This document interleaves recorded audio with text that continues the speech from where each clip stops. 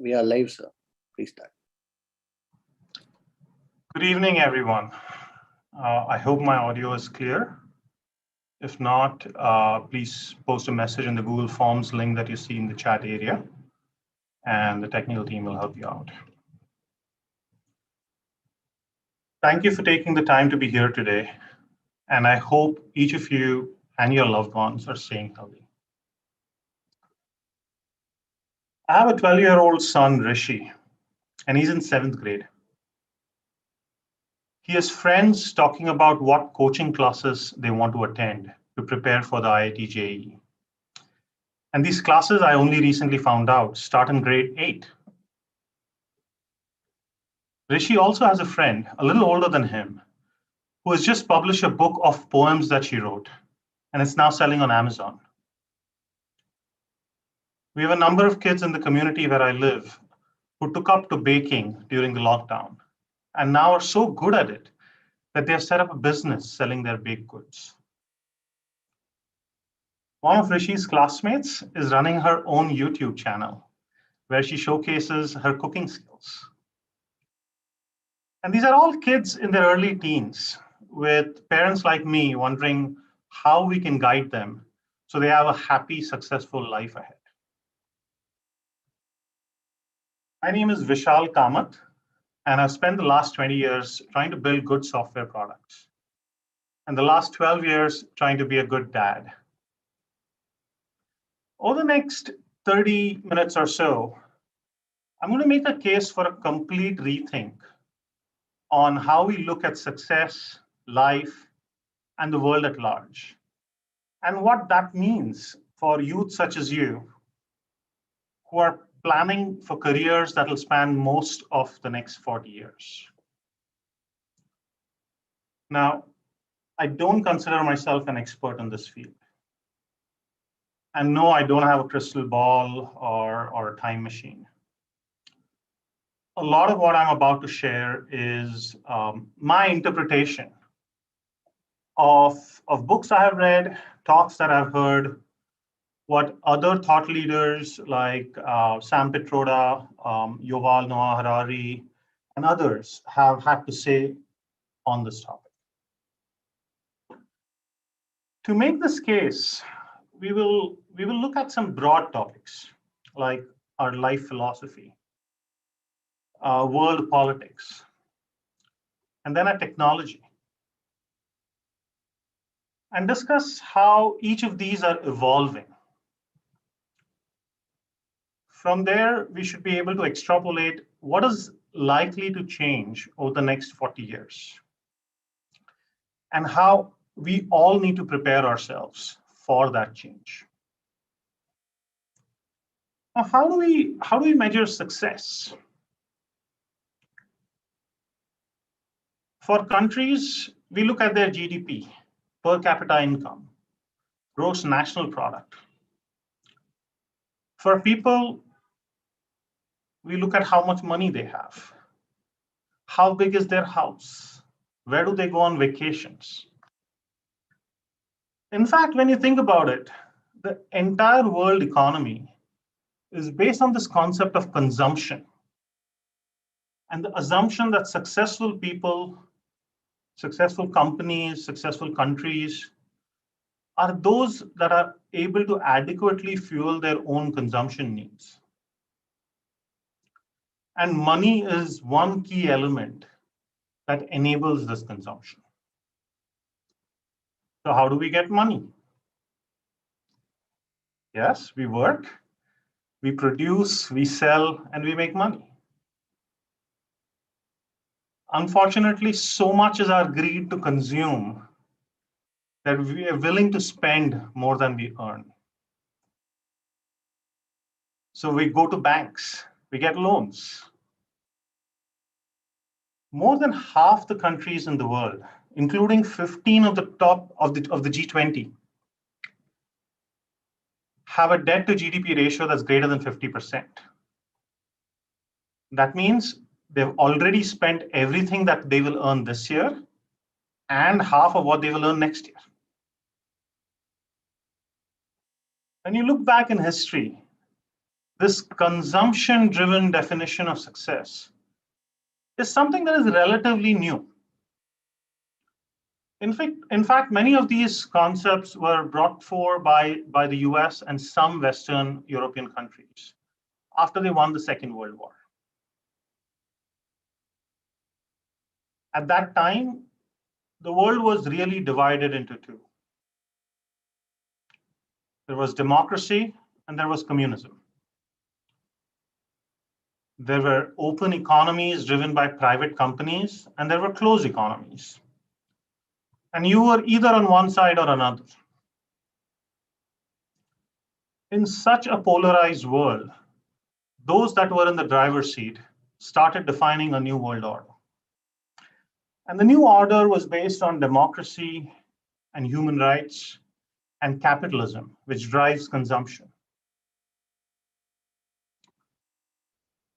A lot has changed in the last 40 years. The Cold War between the US and Russia has ended. The rise of China has shown that there isn't just one model of success. Capitalism and communism can coexist.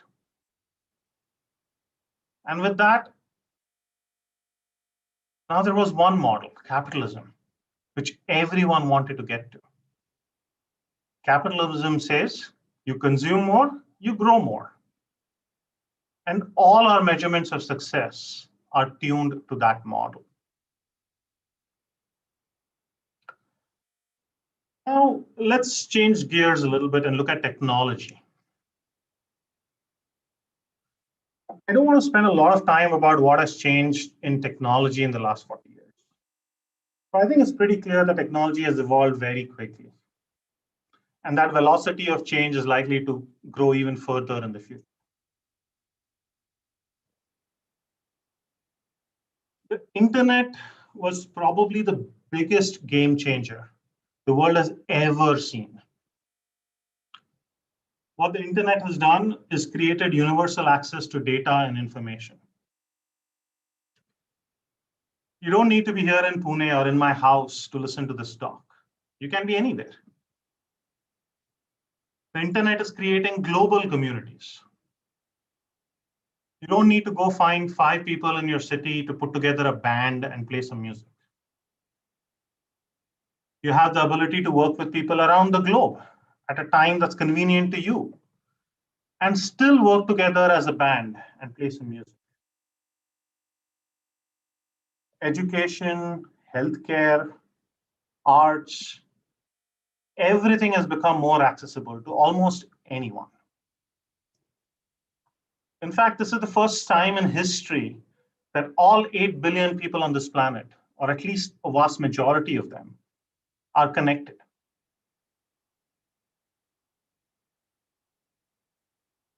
This universal connectivity and access makes the world flat.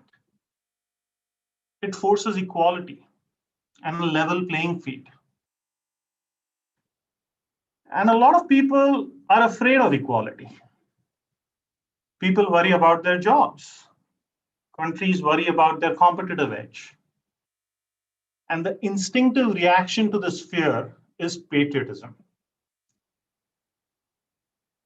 Closing of borders, closing of economies, election of leaders with strong nationalist agendas. You see this happening around the world.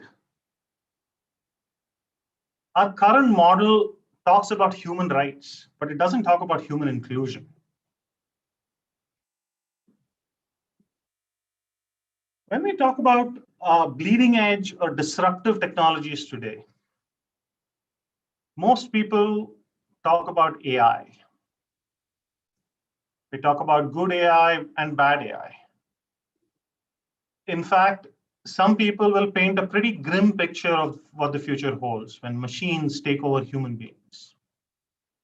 And I agree. Like many technologies, AI can be used to do a lot of good things and a lot of bad things. AI by itself has been around for a while. In fact, I had a class in AI when I was in college, and I'm pretty old. However, it's the advancement in transistor technologies, the creation and proliferation of sensors of all kinds, and our ability to apply AI technologies to harness the ever-increasing collection of data from these sensors is what has made this technology very powerful today.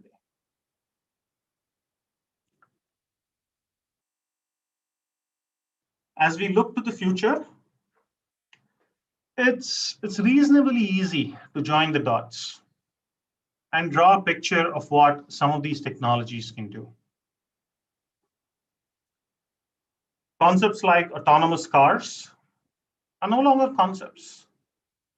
We know they are imminent. They'll be here within the next year or two. Many of our production lines are already pretty automated. So it's easy to see how complete or near automation driving the production of most goods that we use is about to happen. With where we are even today, with the data access, data processing, automation, it's easy to predict that within the next handful of years, most things that can be automated will be automated. One of the biggest game changers is the confluence of biotechnology and AI. In the past, we felt pain or some discomfort. We then made a choice of visiting the doctor or not. If we did visit the doctor, he or she would assess us based on what we told him, and then make an educated guess on what tests they wanted to run. We would wait for the results. Based on the results, we would decide a line of treatment. In many cases, this treatment was based on incomplete information and significantly delayed. Hence, the treatment was either expensive or insufficient. Now we have the ability to continuously monitor and analyze what's happening inside our bodies at a pretty granular level. This means we are able to identify a disease before we actually feel the pain and correlate that information with other broader, even historical information about our health. And that may or may not be relevant to diagnosis. But this ability to leverage technology to collect and analyze a significant larger data set much earlier in the life cycle of the ailment will only make treatments more effective and cheaper.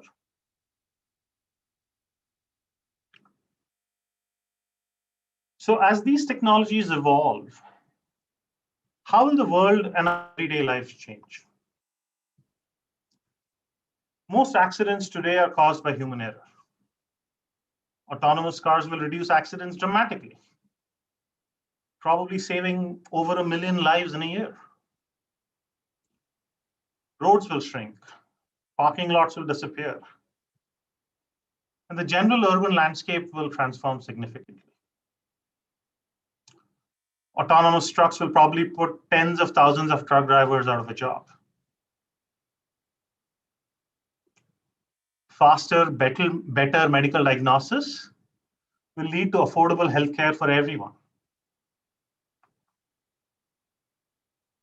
Automated and autonomous production and transportation will likely make finished goods cheaper and basic necessities affordable to all. Education will be free. Energy will be free or near free, just like the internet today. So when you zoom out, we quickly begin to realize that more and more work will be done by machines, and that will probably make a lot more things affordable to a lot many more people, and yet leave a lot less work for us humans to do. In other words, in the future, we'll all probably work a lot less. And yet, our most basic necessities will be taken care of.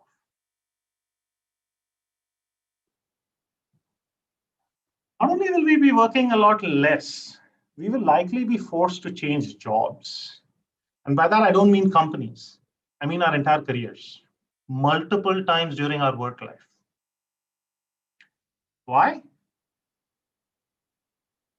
Because many jobs will cease to exist every 10, 15 years. And we'll need to completely reinvent ourselves to adapt to new job roles. You may start out being a computer game developer. But in 5 years, poof, we will have automated that. We will no longer need humans to develop computer games. So you go through a lot of pain, re-educate yourself, and become a mechanic for autonomous cars. But in another 10 years, poof, we figure out how to build self-healing cars, or we figure out how to make recyclable cars. So if something goes wrong, you just discard the car and bring in a new one. What do you do then? You got to go back, train yourselves to do something completely new. This constant reinvention requires very high levels of emotional stability and mental strength. And it gets harder as you age. If you think you've spent a hard 16 years in school for building your identity as an engineer, then prepare yourselves to change that identity every 5, 10, 15 years. And no one today knows what that identity will be.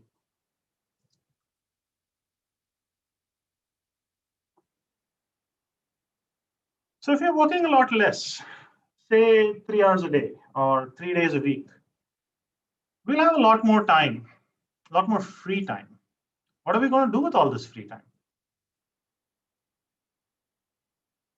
We'll probably spend time with family, friends. We'll pursue some hobbies, find our inner creativity. Someone might say, hey, if everything is so cheap, we'll all consume a lot more.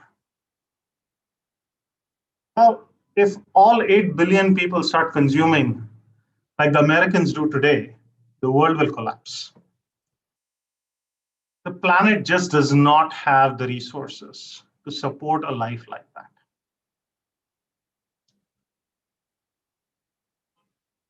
Which brings me to our previous conversation about consumption-driven definition of success.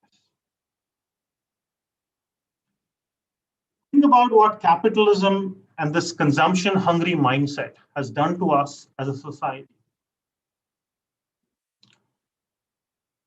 It has made us individualistic. It has broken down family structures and bonds.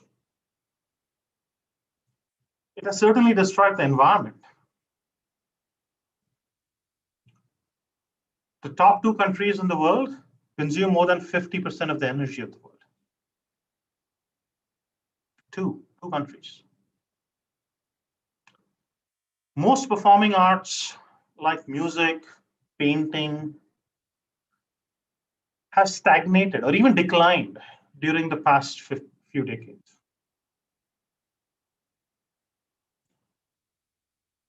And none of these things have factored into our definition of success. We don't measure countries based on their impact to the environment. We don't measure how a successful person is based on how tightly knit they are with their family. So maybe the model that was defined 80 years ago in a colonized bipolar world does not work very well for where we are today, and certainly for where we are headed.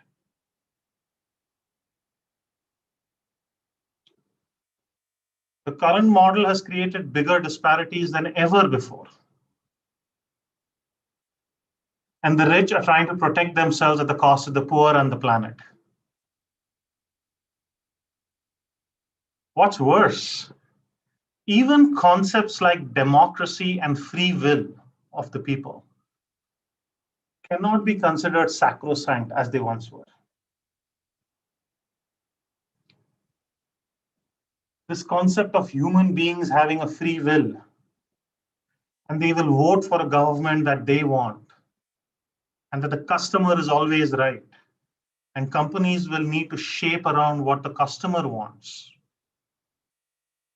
This is a concept that we need to look at a little more closely. What is free will?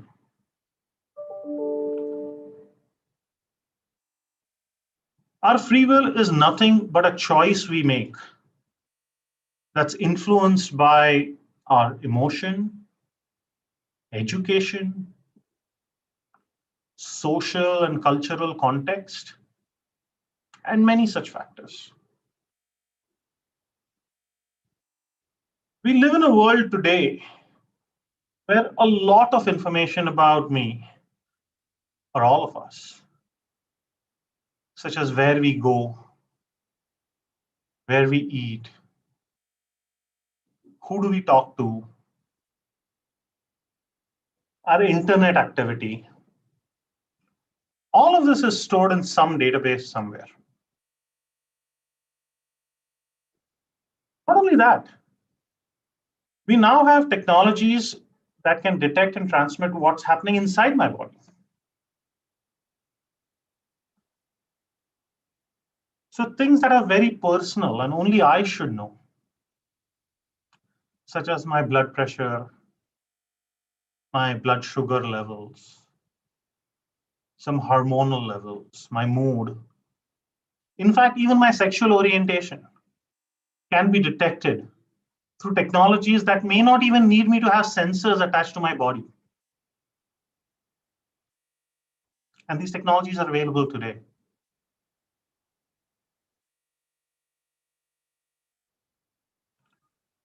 All of this data is unfortunately available to only a select set of companies, governments, or individuals.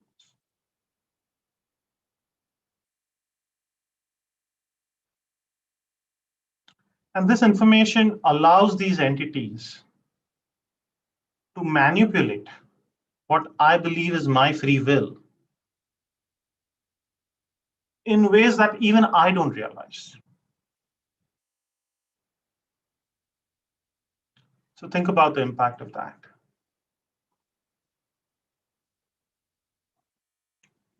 So what does all of this mean to concepts like democracy, capitalism, and all these things that we have taken for granted for the last 80 years?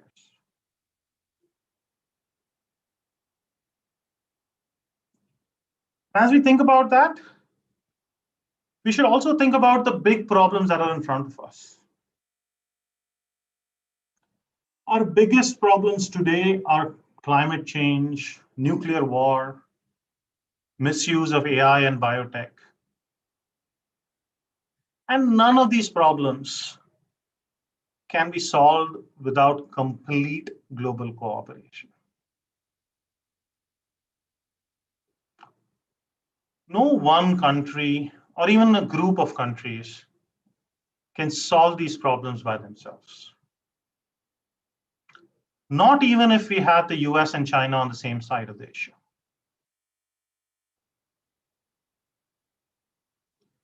These problems are ones that the entire world will need to come together for.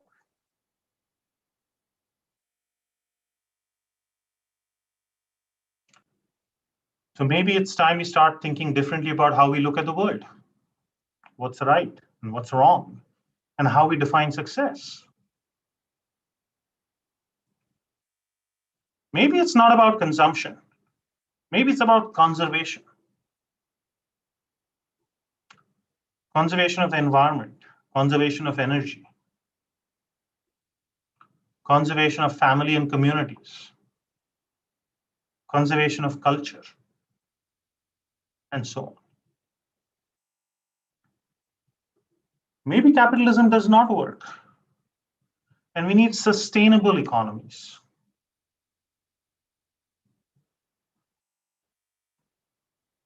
Maybe human rights without human inclusion is inadequate.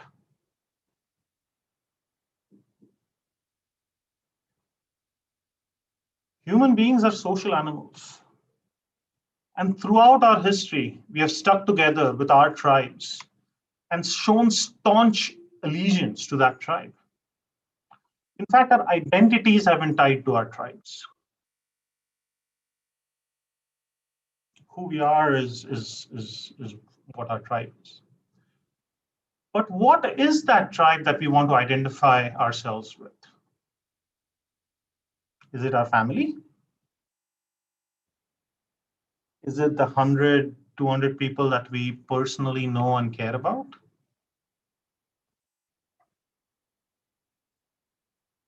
Or is it the million people in our caste that we don't even know? Or a billion people in our country that we don't know? And if we're willing to show our allegiance to a billion people that we don't know, can we show that same allegiance to 8 billion people who we share this planet with?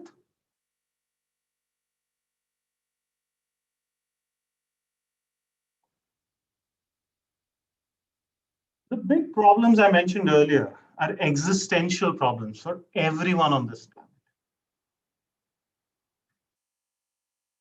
And if we have to solve them, are we really limited by the construct of countries and companies to do so? Or is there a different way to approach this?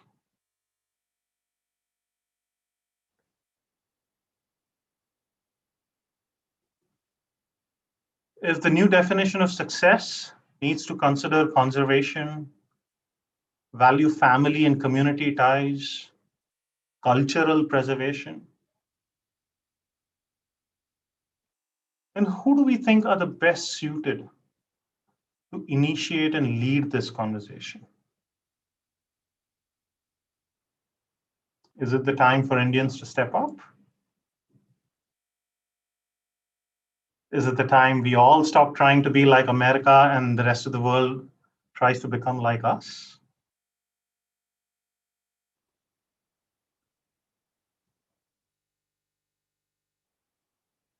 You may have tuned in here thinking I have some answers, but I don't. And nobody has those answers. But I want to leave you with these questions. These are questions that need to be asked, discussed, debated by people like us. Because it's only when we're willing to debate these questions will we arrive at the answers. Thank you for listening to me. We're going to now turn to the Google Sheets, the forms, and see if there are any questions. Thank you.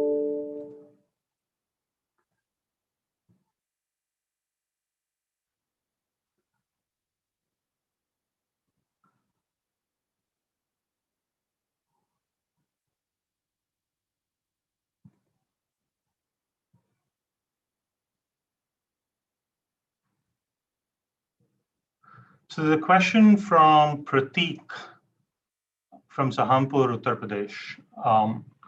What can be good technology to start learning in the coming years to stay relevant in the IT industry?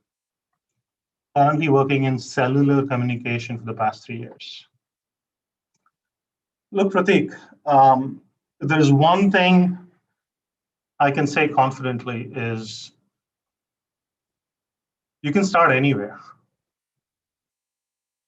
And you can learn everything there is to learn today. And very likely in your span of career, you're gonna have to give it up. And you're gonna have to learn something completely new that doesn't exist today.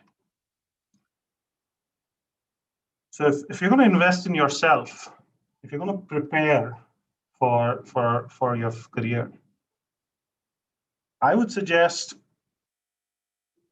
think about how you're gonna build that mental strength that I talked about. How are you gonna be comfortable in an environment where everything that you spent the previous 10, 15, 20 years learning and being, you need to throw away overnight and start fresh. That is what I believe each one of us is going to have to learn. Some of us are going to do it well, and we are going to be able to adopt, and some of us won't. I don't know if I answered your question, Prateek.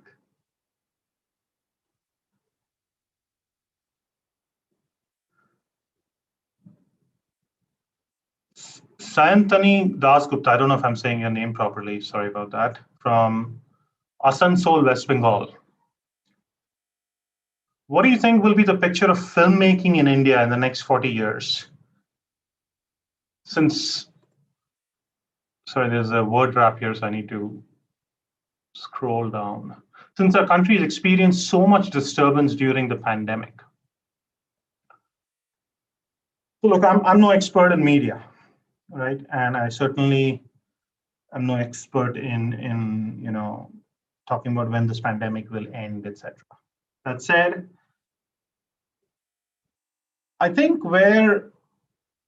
think the pandemic will have a huge impact on filmmaking or most industries over the span of the next 40 years. Right? Some of the other things we talked about today, AI, biotech, the changes that they will drive, are things that will probably impact industries a lot more. Now, that said, if I had to take an educated guess at where filmmaking in general might go, and what kind of filmmaking may have more influence on us as a society, I'm going to go out on a limb and guess a science fiction, right? Because if you think about it, a lot of what's coming towards us today is technology driven, and most of the society consumes or even imagines technology or starts visualizing how technology is coming towards them through science fiction. Most of us aren't going and reading journals, scientific journals. We aren't going and getting our PhDs or working in laboratories. So for most society, our window into the future is through science fiction movies, books, etc. And there's one thing the film industry or the media industry can do to help prepare population at large is to prepare and responsible science fiction, right? Things that balance, give a balanced view of where we are headed.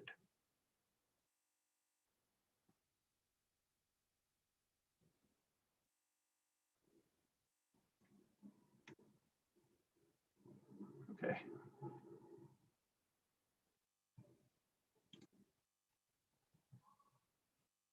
There seem to be a number of questions here about which courses should I take, what skills should I try and learn.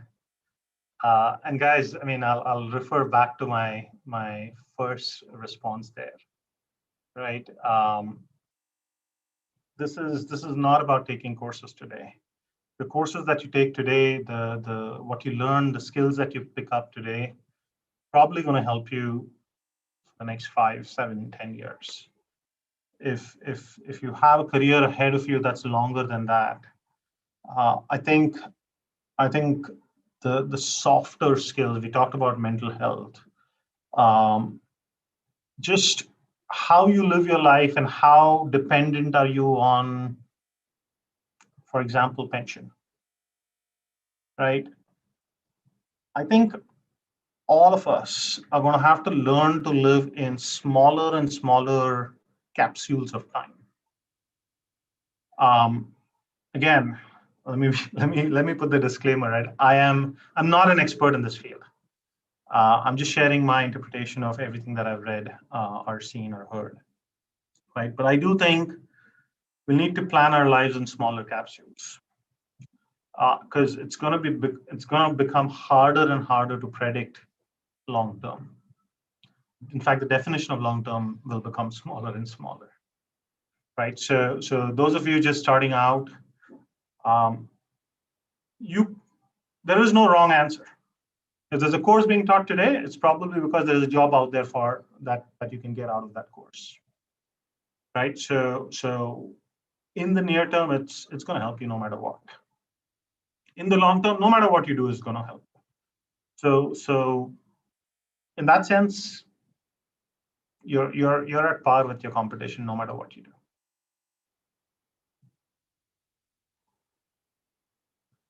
Okay, I see a number of new questions coming in here.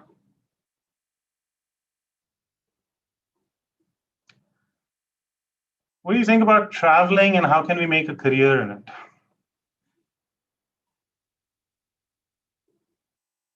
I'm very passionate about traveling, right? And I don't do it as a career. I do travel for my job, but I don't get paid for traveling, right? That said, what travel gives you is this. It forces you to look at things a little differently. Every place you visit, every community that you interact with, thinks and behaves a little differently, right? And it forces you to think and behave a little differently. It challenges a lot of what you think is the one and only truth or the one and only reality. And that sort of trains your mind to the fact that for every question, there could be more than one answer. And it's not necessarily a wrong answer, right? And what you get out of that is something that can be applied to broader life. Now, how do you make a career out of it? I don't know. I think it'll be easier because travel will get easier. It'll get probably faster, safer, right? That said, if you're going to make a career out of anything, right, whether it's travel or engineering, you're going to have to figure out how you differentiate yourself, right? Now, let's take the example of travel. If you're going to make a career out of travel in a world where anybody anywhere on the planet can go on, I don't know, Google Earth and virtually visit every place there is on this planet. In fact, see it from different angles, from the air, from the ground. You're going to have to think about what is it that you are going to bring to your viewer, to your consumer, that they can do virtually. What is the value add that you are going to bring to your program, your content, your book, article, whatever it is that you plan to do with it? And that differentiation, the value of that differentiation is going to determine how successful you are in that career. I hope that makes sense.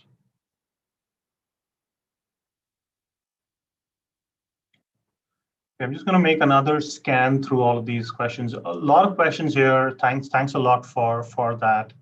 I hope I've provoked some thought in your mind, right? Like I said, this session was not about answers, and I'm really sorry if many of you came here tuned in thinking you were going to get some answers. I don't think anybody has answers to some of these questions, right?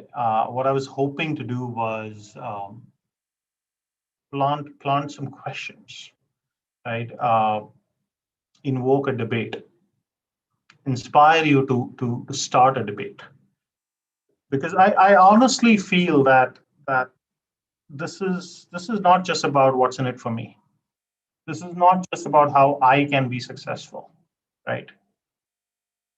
I really think there are much broader macro issues that need to be debated, and frankly, if we don't solve for them, if we don't change, how we look at the world, all of us are gonna suffer from it, right? Because I think it's pretty clear, and I hope I made that case, that the current model of how we look at the world, how we measure success, how the world works, isn't going to work, right? Isn't going to work going forward. So before we reach the brink, we need to do something about it, and that starts with the dialogue. That starts with the debate, right? Okay.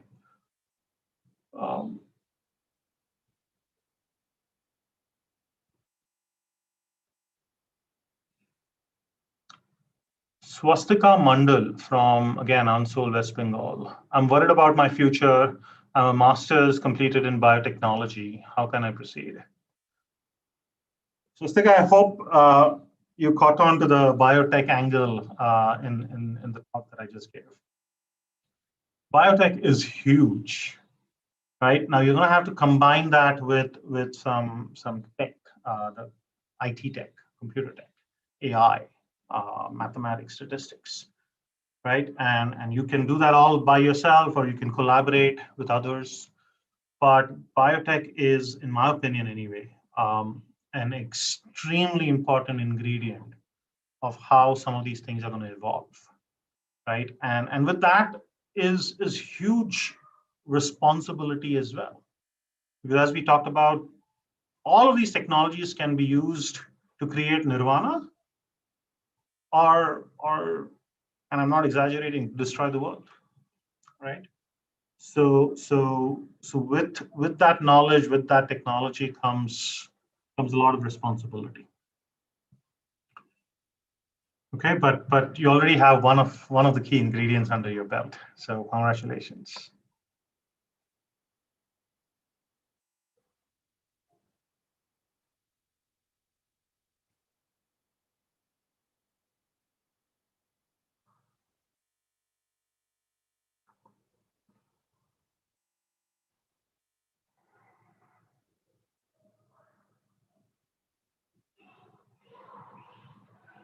Okay, so I see a lot of very repetitive questions here, guys. So I think we've covered a lot of them, right? If you have any other specific questions, I mean, you can look me up on LinkedIn. You can drop me a message. I'll try my best to answer them. But I'll maybe give it 30 more seconds and see if anything new pops up here.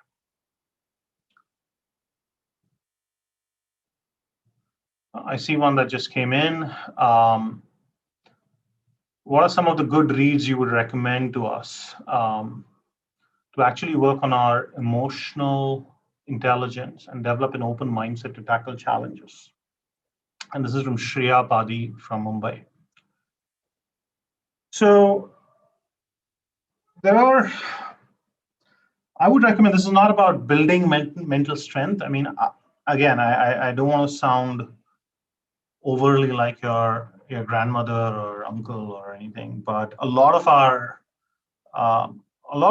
what our grandmothers talk to us about in the context of how we grew up in India, right?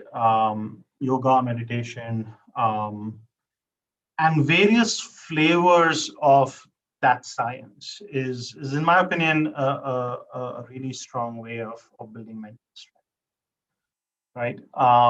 But like any other topic, where it needs to start is the baseline, right? Do you see where you are today, and do you acknowledge the gaps that there might be? Right? Do you begin to acknowledge what you need to do, right? And to open your eyes, I would recommend there are a few pretty sort of profound thought leaders in the day-to-day, right? I mentioned a couple earlier, right? Sam Petroda, who was the architect of India's telecom industry. He's been around for a while, by the way, right? He's been doing work with the country for, I don't know, 3, 4, 5 decades now. I think he's at a macro level a great visionary, right? I mentioned also Yuval Harari, right? He's a philosopher, historian, He's published some best-selling books, 3 or 4 of them. They're a little controversial, but they certainly are thought-provoking, right? In fact, a lot of what you heard me talk about in the talk today are excerpts from some of these thought leaders, right? So hope that helps.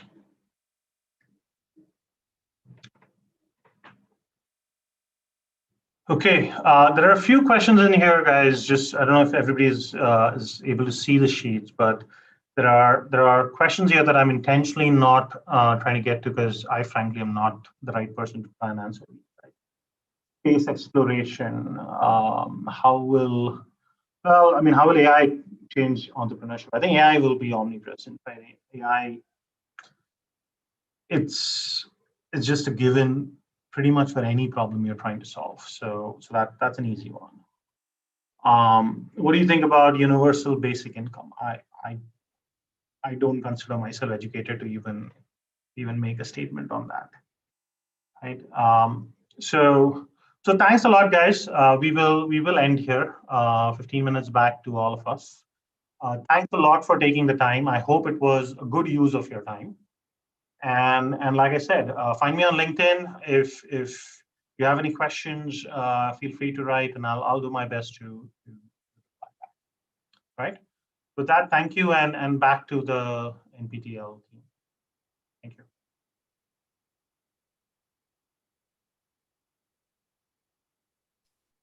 Thank you, sir. I have ended the live.